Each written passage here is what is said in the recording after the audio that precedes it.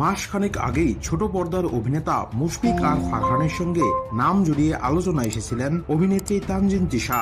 সে সময় এই দুই তারকার সম্পর্কের বিষয়টি ফাঁস হয় শোবিজ দুনিয়ায়, যদিও পুরো বিষয়টি অস্বীকার করে যান তিশা। তাই বলে অভিনেতার সঙ্গে প্রেমের সম্পর্ক নিয়ে আলোচনা বন্ধ করতে পারেননি। এরই মাঝে বুধবার মধ্যরাতে কারো নাম উল্লেখ না করেই এক বিস্ফোরক ফেসবুক স্ট্যাটাস দিয়েছেন তিশা, যেটি স্থায়িত্ব ছিল কয়েক মিনিট। অভিনেত্রীর পোস্টটি ভাইরাল হওয়ার আগেই ফেসবুক থেকে সেটা সরিয়ে নেন তিনি।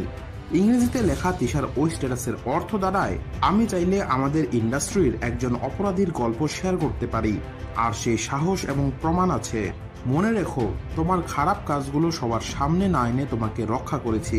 বিখ্যাত অভিনেতা হওয়ার আগে একজন ভালো ও বিশ্বস্ত মানুষ হওয়া খুব প্রয়োজন। কাকে ইঙ্গিত করে তিশা এই স্ট্যাটাস দিয়েছেন তার নামটা প্রকাশ করেননি, তবে অনেকেই মনে করছেন অভিনেত্রীর তীরের নিশানায় রয়েছেন অভিনেতা মুশফিক আর ফারহান। কারণ এর আগেও এই অভিনেতাকে উদ্দেশ্য করে ফেসবুকে কড়া ভাষায় স্ট্যাটাস দিতে দেখা গেছে তিশাকে। বিভিন্ন গণমাধ্যম সূত্রের খবরে জানা যায়, কয়েক মাস আগে এই অভিনেতার জন্যই অসুস্থ হয়ে ঢাকা মেডিকেলে মধ্যরাতে ভর্তি হয়েছিলেন তিশা।